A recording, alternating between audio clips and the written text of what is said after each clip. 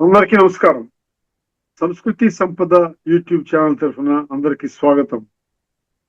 శ్రీమద్ భగవద్గీత ఆధ్యాత్మిక రహస్యాలు అనే శీర్షికలో శ్రీ త్రినాథ్ గారు ధారావాహిక ప్రసంగం చేస్తున్నారు. వారి ధారావాహిక ప్రసంగంలో ఈరోజు 679వ ప్రసంగం చేస్తున్నారు. శ్రీ త్రినాథ్ గారికి స్వాగతం. నమస్కారం. ఓం శాంతి. శ్రీమద్ భగవద్గీత ఆధ్యాత్మిక రహస్యాలు ఈ యొక్క కార్యక్రమాన్ని వీక్షిస్తున్నటువంటి సోదర సోదరిమణులందరికీ కూడా హార్దిక స్వాగతం, సుస్వాగతం, నమస్సుమాంజలి. ముందుగా ఆధ్యాత్మికము, ధార్మికము.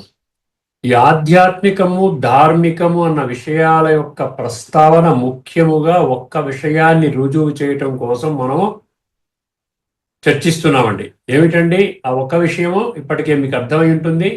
విశ్వాత్మలందరికీ భగవంతుడు ఒక్కడే. అర్థమైందండి. ఈ ఒక్క విషయమే అనేక శాస్త్రాల్లో మనం ఇప్పటికీ అనేక విధాలుగా మనం అనేక కోణాల్లో అర్థమైందండి. సుమారుగా 460 ఎపిసోడ్స్ నుంచి చర్చించుకుంటున్నామండి. అంటే సుమారు 500 అనుకోండి. ప్రతి ఎపిసోడ్లో ఏదో ఒక విషయాన్ని మనం చర్చించుకుంటున్నాం. నేను తిరుగులేని, తిరస్కరించలేని విషయాన్ని తెలుసుకుంటున్నాం. ఎవరైనా తిరస్కరించగలరా? దీన్ని శాస్త్రాల ఆధారంగా తిరస్కరించలేరు. అర్థమైందండి. మరొక కోణాన్ని మనం అర్థం చేసుకున్నాం. ఇప్పుడు స్కాంద పురాణం, సనత్ కుమార సంహిత, ఏవో ఎక్కడెక్కడి నుంచో మనకు దొరుకుతున్నాయి. ఇవన్నీ కూడా ఎక్కడైనా దొరుకుతుందా? భగవంతుడు ఇద్దరు ఉన్నారండి, లేకపోతే ఒక ధర్మానికి ఒక భగవంతుడు ఉన్నాడండి, ఒక మతానికి ఒక భగవంతుడు ఉన్నాడండి, లేకపోతే ఒక ప్రాంతానికి ఒక భగవంతుడు ఉన్నాడండి. ఎక్కడా మనకు దొరకటం లేదండి. మీరేమైనా దొరికితే నాకు చెప్పండి. స్కాంద పురాణము, సనత్ కుమార సంహిత, ఈ గురుగీత అంటారంట దీన్ని. అర్థమైందండి. ఇందులో శంకరుడు పార్వతీదేవికి పరమాత్మ తత్వాన్ని వివరిస్తున్నాడు. సరే, ఇక్కడ ఇంకొక విషయం అన్నమాట. శంకరుడు పార్వతీదేవికి పరమాత్మ తత్వాన్ని వివరిస్తున్నాడు. అర్థమైందండి. అక్కడ శంకరుడు వేరే, పార్వతి శంకర పార్వతిలో శివుడు వేరే. అర్థమైందండి. శివశంకర్ల తారతమ్యం గురించి కూడా మనం చాలా చాలా విస్తృతంగా చర్చించుకున్నామండి. పూర్తి రుజువులతో చర్చించుకున్నాం. సో శంకరుడు పార్వతీదేవికి పరమాత్మ తత్వాన్ని వివరిస్తూ సృష్టి అంతటా ఉన్న ఏకత్వాన్ని ఒక అద్భుతమైన మంత్రము ద్వారా తెలియజేస్తాడు.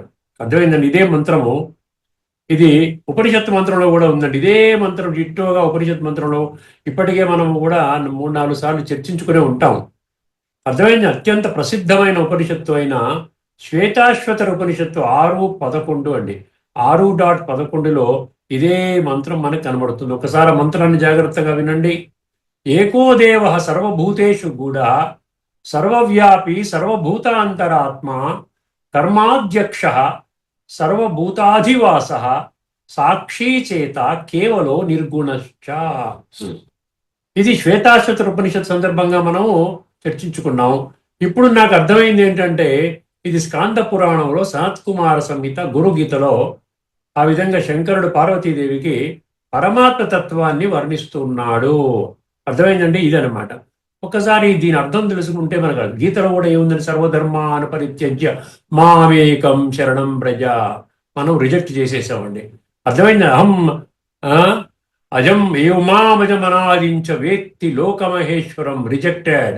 పితాహమస్య జగత్ అందరికీ నేను ఒక్కడినే తల్లిని తండ్రిని మనం విడిచిపెట్టేసాం. ఏది కూడా ఒక్కటి కూడా మనము సీరియస్గా తీసుకోలేదండి. కానీ భగవంతుడు అంటున్నాడు, నేను ఒక్కడినే భగవంతుడు అంటున్నాడు. నేను ఒక్కడినే భగవంతుడిని సృష్టికి అంటున్నాడు. ఈ భగవంతుడు ఒక్కరు కాదు అంటే అనేకులు ఉన్నారు అని చెప్పి ఎక్కడ కూడా మీకు శాస్త్రాలు దొరకదండి. అర్థమైన భగవంతుడు ఒక్కడే. ఆయన సమస్త జీవరాశులలోనూ గూఢంగా, రహస్యంగా, అంతర్లీనంగా దాగి ఉన్నాడు. అంతర్లీనంగా దాగి ఉండడం అంటే ఏంటి? ఆత్మస్వరూపంలో ఉన్నాడనమాట. అంటే ఆత్మ అనుభవం ద్వారానే మీరు పరమాత్మ అనుభూతి చేస్తారు. ఎంతవరకైతే మీ స్వయాన్ని మీరు దేహం అనుకుంటూ ఈ విధంగా జీవించేస్తూ ఉంటారో, ఇంద్రియ సుఖాల కొరకు పాటుపడుతూ జీవితాన్ని పణంగా పెట్టుకుంటారో, మీకు భగవంతుడు దొరకడు. తల క్రింద పెట్టి కాళ్ళు పైన పెట్టి లక్షల సంవత్సరాలు తపస్సు చేసినా భగవంతుడు దొరకడండి. ఇది తిరుగులేని, తిరస్కరించలేని సత్యం. ఎందుకు చెప్తున్నాను అంటే, మీరు కాస్త బుద్ధినేతను తెరుచుకొని మనం అసత్య మార్గంలో ప్రయాణం చేస్తున్నాము, సత్య మార్గంలోకి వెళ్ళాలి అన్నటువంటి ఆలోచన మీకు కలుగుతుందేమోనని. కేవలం మనం బృహదారణ్యక ఉపనిషత్తులో 1:3:28లో మనం ఏం చెప్పుకుంటున్నాం, మాటి మాటికి ప్రతి పెద్ద పెద్ద కార్యక్రమాల్లో ఈ శ్లోకం చెప్పుకుంటూ ఉంటాం, అసతోమా సద్గమయ. అది కూడా ఒక కీర్తన లాగా పాడుకుంటాం. కానీ అందులో ఒక సత్యమైన భక్తుడు, భగవంతుడా నేను అసత్య మార్గంలో నడుస్తున్నాను, నన్ను సత్య మార్గంలో పెట్టు తండ్రి అని ప్రార్థిస్తున్నటువంటి విషయాన్ని మనము విస్మరించాం. తమసోమా జ్యోతిర్గమయ, నేను అజ్ఞాన అంధకారంలో తిరుగుతూ ఉన్నాను, ఏ జ్యోతి స్వరూప, ఏ భగవంతుడా నీ యొక్క జ్ఞాన ప్రకాశము ద్వారా నాలో ఉన్నటువంటి అజ్ఞాన అంధకారాన్ని వదలగొట్టు నాయన అని భగవంతుని ప్రార్థిస్తున్న. మృత్యోర్మ అమృతంగమయ్య. అక్కడ మృత అమృత రెండు వేరే వేరే. మృత అనేది దేహము, అమృత అనేది అవినాశి చైతన్య శక్తి ఆత్మ, ఈ వినాశి దేహం యొక్క యజమాని. అర్థమైందండి? అందుకని భగవంతుడు ఒక్కడే అన్న సంగతి ఇప్పుడు మా ఆత్మ అనుభవం అవుతే కానీ భగవంతుడు ఒక్కడే అన్న విషయాన్ని ఎవరు కూడా అంగీకరించరండి. ముందు మనం ఏం చేయాలి, నేను ఆత్మని, ఈ శరీరము నాది, ఈ విషయం పట్ల మీకు ఏమన్నా సంశయాలు ఏమన్నా ఉంటే దాన్ని పరిశోధన చేయండి. ఏ విధంగా నేను శరీరాన్ని అవుతాను అర్థం చేసుకునే ప్రయత్నం చేయండి. అప్పుడు మీకు అర్థమవుతుంది, నేను శరీరం అయితే చనిపోయినప్పుడు శరీరముతో పాటు ఎందుకు మాయం అవ్వటము లేదు. ఈ ప్రశ్నకి సమాధానం కావాలి. ఈ ప్రశ్నకి ఇది ఒక $multi-million ప్రశ్న అనమాట. నేను శరీరం అని జీవితకాలం గడిపిస్తున్నాము, మళ్ళీ వెళ్ళిపోయేటప్పుడు అంటే మరణ సమయంలో శరీరాన్ని పడేసిపోతున్నాము. అప్పుడేమంటున్నాము, ఫలానా మనిషి పోయాడు అంటున్నాం. ఫలానా మనిషి పోయాడు అంటే దేహాన్ని ఇక్కడ పడేసిపోయాడంటే ఫలానా మనిషి పోయాడన్న మనిషి శరీరం కాదుగా. ఇది సింపుల్ ఇంగిత జ్ఞానం అనమాట. A for apple, B for bat, C for cat, D for dog. ఇంత లెవెల్కి దిగి మనం భగవంతుడు అర్థం చేయిస్తూ ఉన్నాడండి. అర్థమైందండి? భగవంతుడు ఒక్కడే ఆయన సమస్త జీవరాశులలోనూ గూఢంగా, రహస్యంగా, అంతర్లీనంగా దాగి ఉన్నాడు. ఆయన అంతటా వ్యాపించి ఉన్నాడు. ఈ అంతటా వ్యాపించి ఉన్నాడు అన్నది సర్వవ్యాపికని తీసుకున్నాము. దానివల్ల మీకు ఏమైనా అర్థమైందా? భగవంతుడు సర్వవ్యాపి కాదు, ఆత్మ సర్వవ్యాపి. అర్థమైందండి? దేహాభిమానం సర్వవ్యాపి, విషయ వికారాలు సర్వవ్యాపి. ప్రతి ఒక్కరిలో రావణాసురుడు, ఆ కంసుడు, జరాసంతుడు, శిశుపాలుడు, మాయ, ఈ రాక్షస గుణాలు, ఇది సర్వవ్యాపి సంగతి గుర్తుపెట్టుకోండి. అర్థమైందండి? ఆత్మ సర్వవ్యాపి. ప్రతి ఒక్కరి, ప్రతి జీవిలో ఈ కనబడే 2 భౌతిక చర్మచక్షులతో కనబడే ప్రతి ఒక్క జీవి, అది పక్షి కావచ్చు, పశువు కావచ్చు, లేకపోతే చేపలు కావచ్చు, అర్థమైంది, అదే మనిషి కావచ్చు, ప్రతి ఒక్కరు కూడా అందులో ఉన్నటువంటి ఆత్మ అంతటా ఉన్నది అని చెప్తున్నా. అన్ని జీవులకు అంతరాత్మ ఆయనే. అంటే ఇప్పుడు ఈ పశువులు, పక్షులు విడిచిపెట్టండి, ఎందుకంటే వాటికి బుద్ధినేత్రం తెలియదు. నేను ఇప్పుడు పశువు జీవితం, నేను పాపం చేసిన కారణంగా నాకు ఈ పక్షి జీవితం లభించింది, ఇప్పుడు నేను పుణ్యం చేయాలి, తర్వాత మళ్ళీ నాకు మనిషి జీవితం లభిస్తుంది అని దానికి ఏం అర్థం చేసుకునే విచక్షణ జ్ఞానం లేదు. కేవలం మనిషికి మాత్రమే ఉన్నదన్నమాట. అర్థమైందండి? అందుకనే సమస్త కర్మలకు సాక్షిగా జీవులన్నింటికీ నివాస స్థానముగా ఉండే ఆ పరమాత్మ ఒక్కడే. అర్థమైందండి? పరమాత్మ ఒక్కడే. ఈశ్వర సర్వభూతానాం అన్నాడు. దాని ఏమన్నా ఈశ్వర అంటే ఈశ్వరుడు అన్నాడా, లేకపోతే ఇద్దరు ఈశ్వరులు ఉన్నారని చెప్పాడా? అదే ఈశ్వర సర్వభూతానాం అన్నాడు. అట్లాగా గీతలో భగవంతుడు ఒక్కడే అన్న సంగతి చాలా దగ్గర నేను 130 శ్లోకాల దాకా నేను లిస్ట్ అవుట్ చేశానండి. భగవంతుడి గురించి, లక్షణాలు, వారి యొక్క స్వరూపము, ఇవన్నిటి గురించి కూడా. అర్థమైన జీవులన్నింటికి నివాస స్థానం ఉండే ఆ పరమాత్మ ఒక్కడే. ఇప్పుడు అన్నమాచార్య బ్రహ్మం ఒకటే, పరబ్రహ్మం ఒకటే అనేది ఎక్కడి నుంచి తీసుకున్నాడు? ఇటువంటి జ్ఞానం నుండే తీసుకున్నాడు ఆయన. అర్థమైందండి? ఈ యొక్క అన్నమయ్య పాట, దీనికి ఈ పురాణ శ్లోకమే మూలస్తంభం అని చెప్పడం జరిగింది. నేను గూగుల్లో ట్రై చేస్తుంటే అందులో ఆ పాయింట్ కూడా నేనేం అడగలేదండి. అన్నమాచార్య నేనేం కనెక్ట్ చేయట్లేదు. అక్కడ బ్రహ్మం ఒకటే, పరబ్రహ్మం ఒకటే అన్న ఆ యొక్క ఏదైతే పాట రాశాడో, కీర్తన రాశారో, అది ఏమంటున్నాడు? ఈ పురాణ శ్లోకమే మూలస్తంభము అంటే ఇదన్నమాట. స్కాంద పురాణములో, సనత్ కుమార సంహిత, గురుగీతలో ఉన్నటువంటి విషయం. అర్థమైందండి? అందువల్ల బుద్ధినేత్రాన్ని తెలుసుకోండి. బుద్ధినేత్రం తెలుసుకోండి. అందులో జ్ఞాననేత్రము, దివ్యచక్షు అంటాడు గీతలో. అది తెరుచుకోనంత వరకు కూడా నేను దేహం అనుకుని అది సహజంగా నార్మలే. అర్థమైన అత్యధిక సంఖ్యలోని మనుషులు ఆ విధంగా దైహిక భ్రాంతిలోనే జీవితాల్ని కొనసాగిస్తూ ఉన్నారు. ఈ చర్చ మనకి ధార్మిక జగత్తులో జరగదు. కేవలం ఆధ్యాత్మిక చింతనలో వచ్చినప్పుడే. ఆధ్యాత్మికత అనగానే నీకు అర్థం కావాలి. అందులో 4 విషయాలు. ఒకటి ఆత్మతత్వము, అంటే నేను నా యొక్క మూల స్వరూపంలో నేనెవరిని. రెండవది పరమాత్మ తత్వము, అంటే నా తండ్రి ఎవరు, ఆత్మస్వరూపంగా నా తండ్రి ఎవరు, పరమాత్మ. మూడవది ఈ సృష్టి చక్రములో ఆత్మలు, పరమాత్మ ఏ విధముగా ఆ విధంగా ఉంటారు. పరమాత్మ ఏ సమయంలో వస్తాడు, ఆత్మలు సత్యచేత ద్వాపర కలియుగాలు ఏ విధంగా భ్రమణము చేస్తారు, అదేవిధంగా కర్మ సిద్ధాంతం అంటే కర్మల గుహ్య గతి, ఈ విషయం. ఎందుకంటే ఈ రోజు ఇవన్నీ తెలియకపోవటం వల్లనే మనిషి, బుద్ధి ఉన్న మనిషి బుద్ధి లేనివాడుగా ఆ విధంగా భయంకరమైనటువంటి ఘోరాతి ఘోరమైనటువంటి నీచ నికృష్ట భ్రష్ట దుష్ట పాపకర్మలు చేస్తూ ఉన్నాడు. అర్థమైందని ఇక్కడికి ఫుల్ స్టాప్ పెడదామండి. ఇప్పుడు మనము 18 అధ్యాయంలోని 68, 69వ శ్లోకము ఏముందండి? ఇదం పరమం గుహ్యం మద్భక్తేష్విదాస్యతి భక్తిం మయి పరాం కృత్వా మామే వైశ్యత్య సంశయం తస్మాత్ మనుష్యేషు కశ్చిన్మే ప్రియకృత్తమః భవితా నచమే తస్మాత్ అన్యః ప్రియతరో భువి. ఈ రహస్యాలన్నీ చెప్పండి నాయనా, నేను ఒక్కడే భగవంతుణ్ణి, నేను సృష్టి మీద ప్రత్యక్షంగా వచ్చి చెప్తున్నాను. అర్థమైందండి. ఇప్పటికే కొన్ని లక్షల మందిని నేను ఈ విధంగా ఈ జ్ఞాన మార్గంలో ప్రభావితం చేసి వాళ్ళని చక్కటి మార్గంలో నడిపిస్తూ ఉన్నాను. ఈ విషయాన్ని ఇంకా అజ్ఞానంలో కోటాను కోట్ల మంది ఉన్నారు, వాళ్ళందరికీ కూడా తెలియచేయండి. ఈ యొక్క ఏమంటే పరమ గుహ్యమైనటువంటి విషయం తెలియచేయండి భగవంతుడు.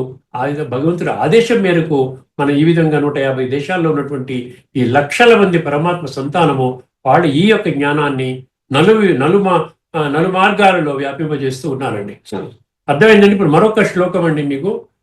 భగవంతుడు ఒక్కరే భగవంతుడు. అర్థమైందండి. ఆయన చెప్పినటువంటి జ్ఞానమే అత్యున్నతమైనటువంటి జ్ఞానము.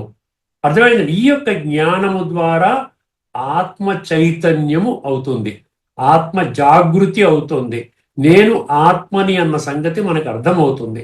ఈ బేసిక్ నాలెడ్జ్ ఏదైతే ఉందో దీన్ని ఆధ్యాత్మిక జ్ఞానము అంటారు. ఈ యొక్క జ్ఞానాన్ని అందరికీ చెప్పమని భగవంతుడు చెప్తున్నాడు. చెప్తే ఏమవుతుందంట? 1869 ఏమన్నాడు?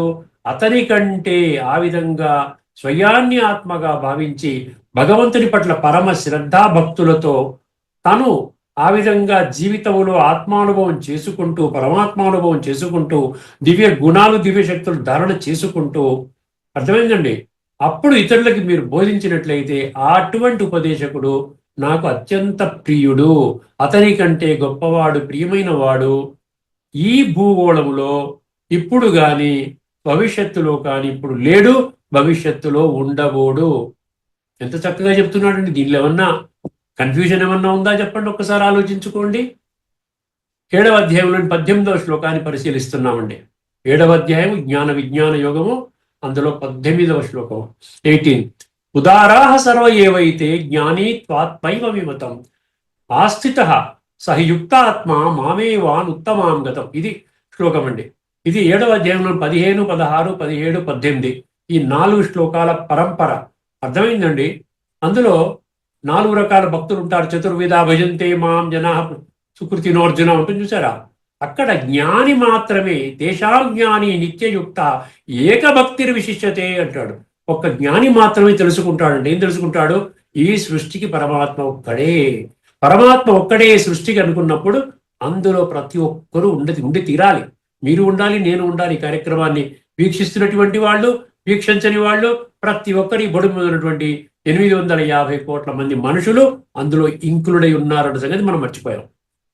ఎప్పుడు ఏ జ్ఞానం చెప్పుకున్నా, ఏ విషయాలు మాట్లాడుకున్నా, ధార్మికంగా అనండి, మీరు ఆధ్యాత్మికంగా అనుకోండి, మనం ఏం చేస్తున్నాం అంటే మనల్ని విడిచిపెట్టుకొని మనం చెప్పుకుంటున్నాం. ఇది ఎంత గంభీరమైన తప్పిదం అండి.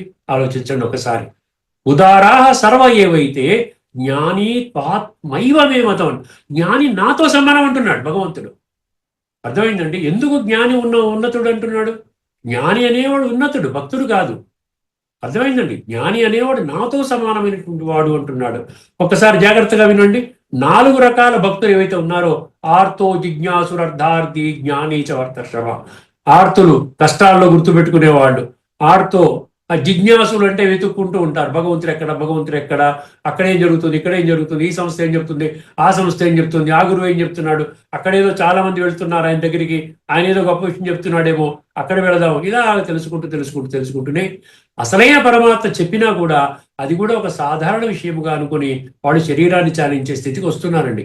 అందుకనే జిజ్ఞాసి సదాకాలికంగా జిజ్ఞాసిగా ఉండకూడదు, సదా జిజ్ఞాసిగా ఉండకూడదండి. ఎప్పుడైతే ఈ సర్వోత్కృష్టమైన సర్వజ్ఞ ఈ యొక్క జ్ఞానం ఎప్పుడైతే, ఆధ్యాత్మిక జ్ఞానం ఎప్పుడైతే మనం ఈ దృష్టికి వచ్చిందో, ఆ జిజ్ఞాసుడు యొక్క దృష్టికి వచ్చిందో, అతడు జిజ్ఞాసత్వం నుంచి ఏమవ్వాలండి? జ్ఞానిగా పరివర్తన అవ్వాలి. అర్థమైందండి? ఆర్తో జిజ్ఞాసురర్థార్థి జ్ఞానీచ భరతర్షభ. అక్కడ ఈ 4 రకాల భక్తులు గొప్పవారే అంటున్నాడు. కానీ జ్ఞాని అత్యంత శ్రేష్ఠుడు అన్నాడు. ఉదారాహ సర్వ ఏవైతే జ్ఞానీ త్వాత్మైవ మే మతం. అంటే నా యొక్క మతం, అభిప్రాయం ప్రకారంగా. మతము అంటే ఏంటి? శ్రీమతము. భగవద్గీతలో ఫస్ట్ వర్డ్ ఏంటండి? శ్రీమద్ భగవద్గీత. సో నా యొక్క మతము ప్రకారంగా జ్ఞాని, ఈ నలుగురిలో జ్ఞాని సర్వోన్నతుడు, సర్వశ్రేష్ఠుడు అంటున్నాడు. ఎందుకంటే పరమాత్మను ప్రాప్తి చేసుకోవడమే తన జీవిత లక్ష్యముగా భావించి పరమాత్మతో నిరంతర యోగములో స్థిరపడి దానినే పరమ గతిగా భావించి జీవిస్తాడు. సో ఇలా జ్ఞాని యొక్క లక్షణాలు. జ్ఞాని అంటే ఏదో కేవలం జ్ఞానం తెలుసుకోవడం కాదండి. ఆ జ్ఞానాన్ని జీవితంలో, అనుభవంలోకి తీసుకుని వచ్చేటువంటి నిరంతర ప్రయత్నము చేస్తూ ఉంటాడనమాట. అర్థమైందండి? పరమాత్మను ప్రాప్తి చేసుకుంటాడు, నంబర్ 1. అర్థమైందండి? తన జీవిత లక్ష్యం ఏంటి? పరమాత్మతో నిరంతరము యోగము చెయ్యాలి. ఎందుకంటే ఇప్పటికే ఇది ఆఖరి జన్మ అని చెప్పాడు 7వ అధ్యాయం 19వ శ్లోకంలో. బహూనాం జన్మనాం అంతే. ఈ ఒక్క శ్వాస విడిచిపెట్టేస్తే మన పురుషార్థం అనేది ఆగిపోతుంది. ఈ ఒక్క జన్మలో మనం ఎంత పురుషార్థం చేసుకుంటామో అంతా చేసుకోవడానికి ఈ ఒక్క దేహమే మీకు అందుబాటులో ఉన్నది.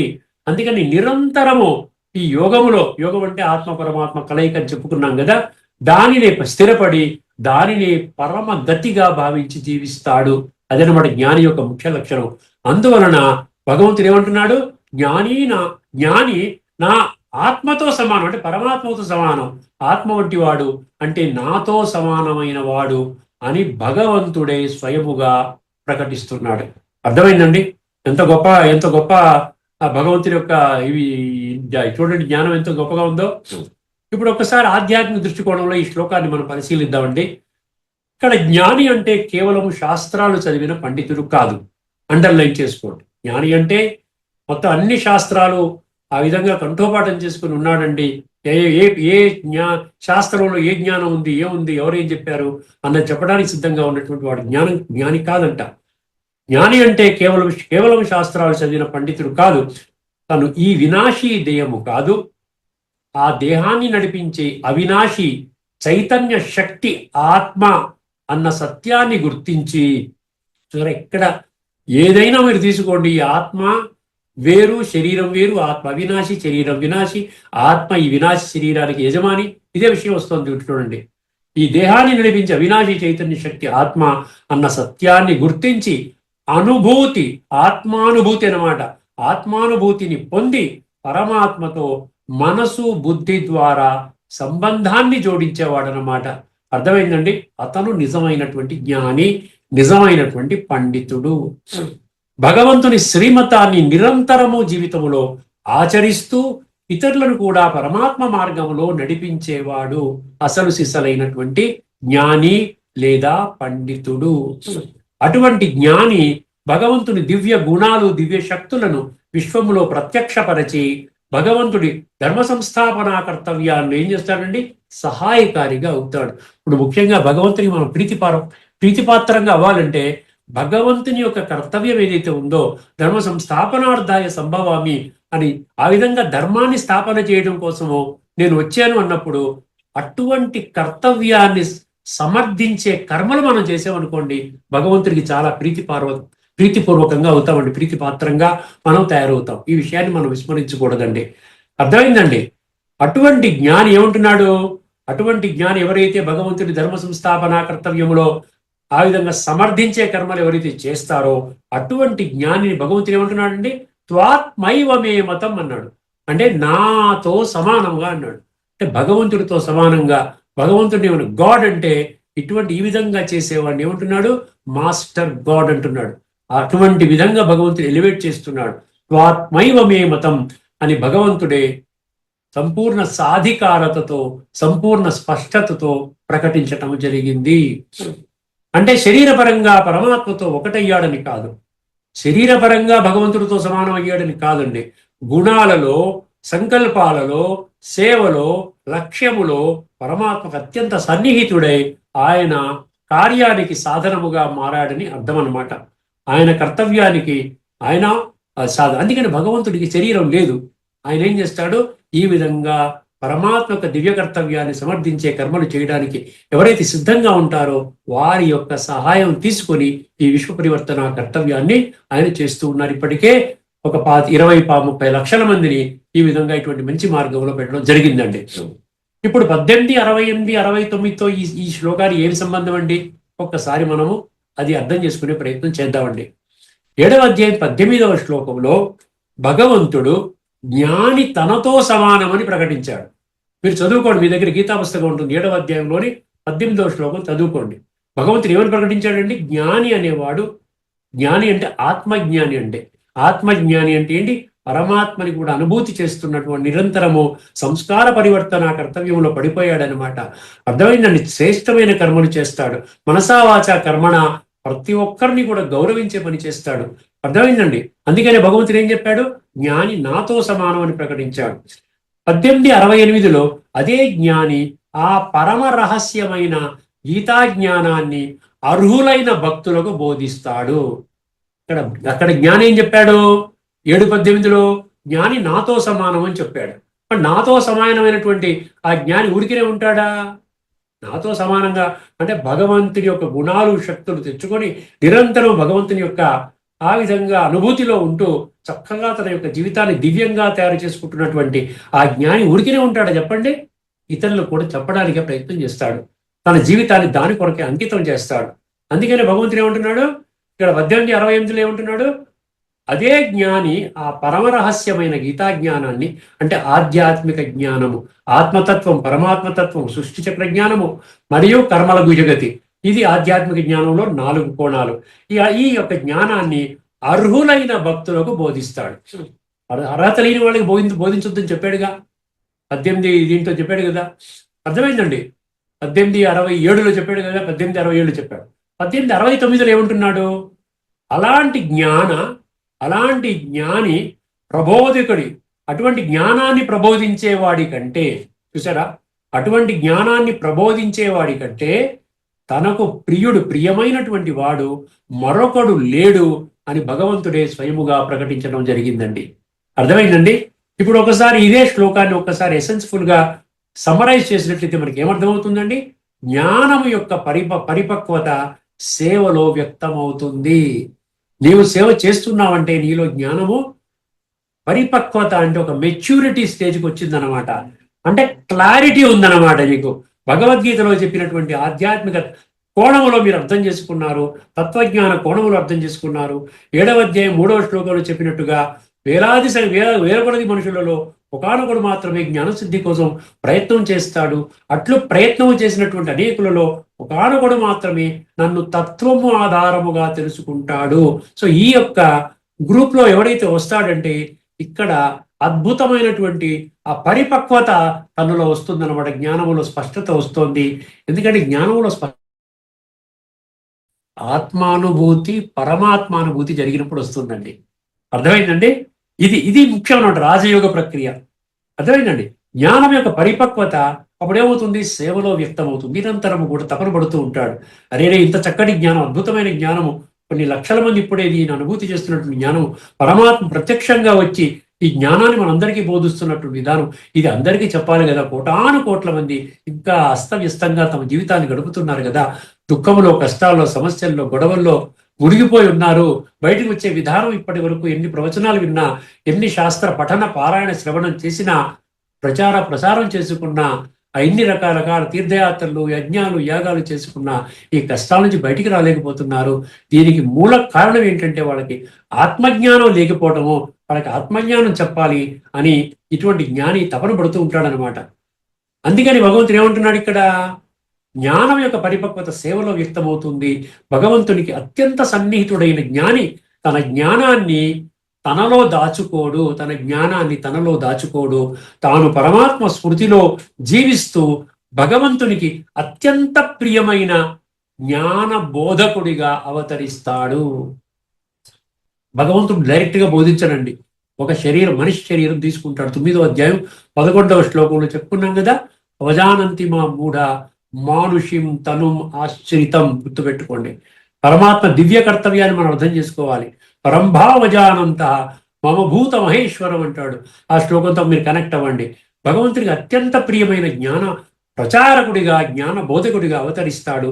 అందువలన 7వ అధ్యాయంలోని 18వ శ్లోకంలోని జ్ఞాని నాతో సమానము అనే ప్రకటన 1869లోని జ్ఞాని నాతో సమానం అన్నాడు చూసారా. 1869లో ఏమంటున్నాడు? జ్ఞాన ప్రచారకుని కంటే నాకు ప్రియుడు మరొక్కడు లేడు. జ్ఞాని నాతో సమానము అంటే అర్థం ఏంటండి? ఇంతకంటే గొప్ప క్వాలిఫికేషన్ ఏమైనా ఉందా చెప్పండి? నాతో సమానం అని చెప్పి అంతవరకు హయ్యెస్ట్ లెవెల్ తీసుకుని వెళ్ళాడనమాట. అందుకనే అటువంటి జ్ఞానాన్ని ప్రచారం చేసేవాడు, బోధించేవాడు, వాడికంటే నాకు ప్రియమైనటువంటి వాడు మరొకడు లేడు అనే ప్రకటన ఈ విధంగా మనకేం 1869లో ఈ 7, 18, 18, 69తో ఇది సంపూర్ణంగా కనెక్ట్ అవుతుందండి. అర్థమైందండి? సో తదుపరి ఎపిసోడ్లో మనకు మరొక అద్భుతమైనటువంటి 1-2 శ్లోకాలు వీరైతే మనం చర్చించుకునే ప్రయత్నం చేద్దామండి. అందులో ప్రతి దాంట్లో ఉండి లోతైన తత్వాన్ని మనం అర్థం చేసుకోవాలండి. కేవలం మనం చదువుకుంటే మనకేం అర్థం కాదు. అర్థమైందండి? దానిలో తత్వంలో పెడితే, తత్వం అంటే ఏం చెప్పానండి నేను? తత్వం అంటే తత్ అంటే అది, త్వం అంటే నీ కొరకే, అది నీ కొరకే. ప్రతి ఒక్క జ్ఞానం ఈ పుడమిలో లభించేటువంటి ప్రతి ధర్మ గ్రంథం అనండి, లేక వివిధ రకరకాల శాస్త్రాలనండి, ఏదైనా అనండి, ప్రతి ఒక్కటి కూడా నా జీవితాన్ని ఉద్ధరించడం కొరకే భగవంతుడు ఈ విధంగా ఈ జ్ఞానాన్ని చెప్పాడు. ప్రతి ఒక్క శాస్త్రానికి, ప్రతి ఒక్క ధర్మ గ్రంథానికి పునాది అనేది శ్రీమద్ భగవద్గీత 7వ అధ్యాయంలోని 2వ శ్లోకం అండి. అర్థమైంది కదండి? జ్ఞానం తేహం సవిజ్ఞానం ఇదం వక్ష్యామి అశేషతః యజ్ఞాత్వానేహ భూయో అన్యజ్ఞాతవ్యం అవశిష్యతే. ఈ యొక్క శ్లోకాన్ని మీరు మరచిపోకండి. నేను సంపూర్ణ జ్ఞానం చెప్తాను, ఆ యొక్క జ్ఞానాన్ని జీవితంలో అనుభవం చేసే విధానం చెప్తాను. ఈ 2 తెలుసుకున్న తర్వాత ఈ భూమండలంపై నీకు ఇతర ఎటువంటి జ్ఞానము కొరకు వెతకవలసిన అవసరము లేదు అంటాడు. అర్థమైందని ఇక్కడితో మనం ఈ చర్చను ముగించుకుందామండి. తదుపరి ఎపిసోడ్లో ఇదే అంశాన్ని మనం కొనసాగిస్తూ మరికొన్ని శ్లోకాలు, అదేవిధంగా ఉపనిషత్తు మంత్రాలు, వాటిలో ఉన్నటువంటి లోతైన తత్వాన్ని మనం అర్థం చేసుకునే ప్రయత్నం చేద్దామండి. ఓకేనండి? అంతవరకు సెలవు. అందరికీ నమస్కారము. లోకా సమస్త సుఖినో భవంతు. ఓం శాంతి.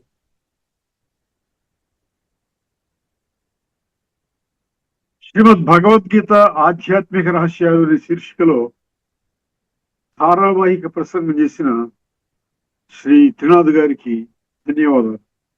నమస్కారం అండి.